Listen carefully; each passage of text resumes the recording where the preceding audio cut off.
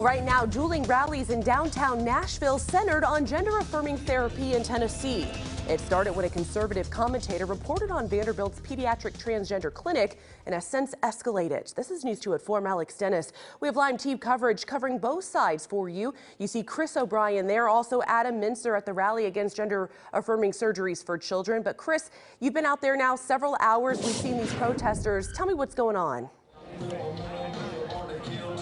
Alex, good evening. Like you said, this rally or counter rally, however you want to look at it, it didn't really start at 4 o'clock. This started all the way back at 2 o'clock. We saw people on both sides gathering. I spoke to people on both sides ahead of the issue to kind of get a feel of where we were at heading into tonight.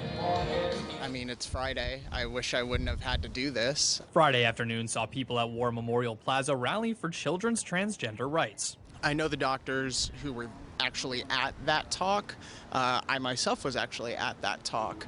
And seeing the type of coverage that he was putting out there was obviously very misleading. The move is in response to another rally hosted by conservative Matt Walsh happening Friday evening. The issue gained traction last month when Walsh posted a series of tweets accusing Vanderbilt of profiting off of transgender health care.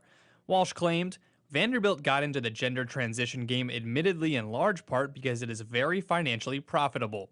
For its part, Vanderbilt has said it is now the subject of social media posts and a video that misrepresent facts. As a trans person, this is super important to me. I have seen what has happened as a result of Matt Walsh's coverage. I've known people who have suffered at the hand of his supporters. The issue has become increasingly divisive over the past few years here in Tennessee, with most Democrats in favor of continued access to gender-affirming care for children, while most Republicans are against it. We're not going to allow any type of doctor or medical professional, any adult, to be able to pressure some child into making an irreversible decision where their body is literally changed and mutilated to the point where they can't recover. Vandy says since its clinic opened in 2018, it has performed an average of 5 transgender surgeries a year on children who were at least 16 years old. None were genital procedures and none without parental consent. And I'm very sympathetic to that. I certainly recognize that.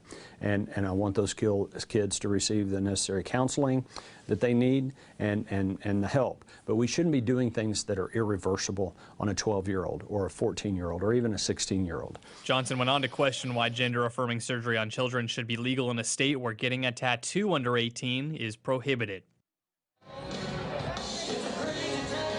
Now, we are just minutes away from the rally, led by Matt Walsh. It should happen any minute. We expect him and his supporters to come out, so it should be minutes away. We got a lot going on, loud music's blaring. Wait to see what it's going to look like. Alex? All right, Chris, thank you so much.